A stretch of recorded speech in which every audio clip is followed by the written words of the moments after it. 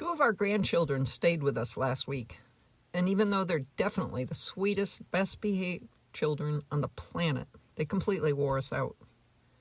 And for me anyway, the more tired I got, the less patient I became, especially when it came to the youngest one's fairly predictable meltdowns. I realize she's only 5, and I totally understand the allure of a well-executed crying jag, but I grew weary.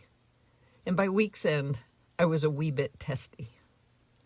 On Friday, in the midst of an epic fuss about how she wanted the red bowl, which her older brother was eating out of and had no intention of giving up, I handed her the green bowl, which I had cleverly labeled, "This bowl is actually red." Incensed and gaining a second wind of unhappiness, she bellowed even more emphatically, "I want the red bowl, the real red bowl." Exasperated, I exclaimed in response, "And I want 1,000,000 penguins, but we don't always get what we want." Startled, she caught her breath and asked, "What would you do with 1,000,000 penguins?" Afraid that the slightest hesitation on my part might allow the meltdown to resume, I launched into a breathless monologue about the day in the life of an average penguin rancher.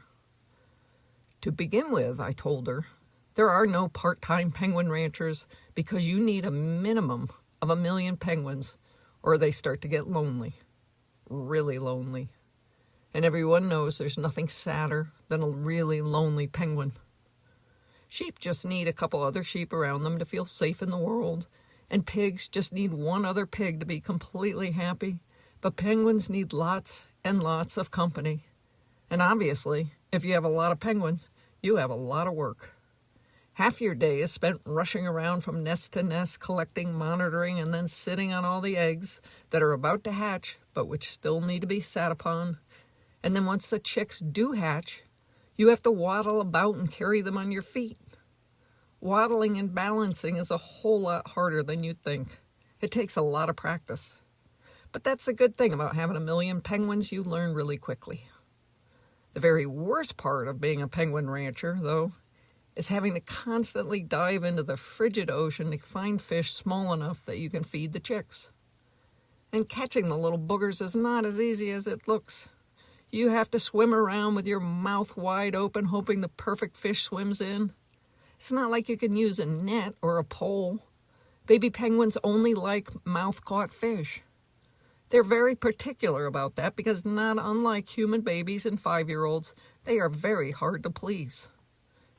And then changing the subject abruptly, I told her a kind of long-winded story about my penguin friend Donovan, who is indeed very hard to please, but who eventually became a very successful airline pilot.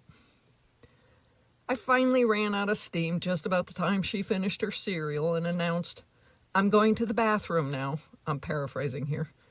And as she was leaving, she informed me that the bowl was not actually red, the cereal was way too mushy, and my story wasn't very good.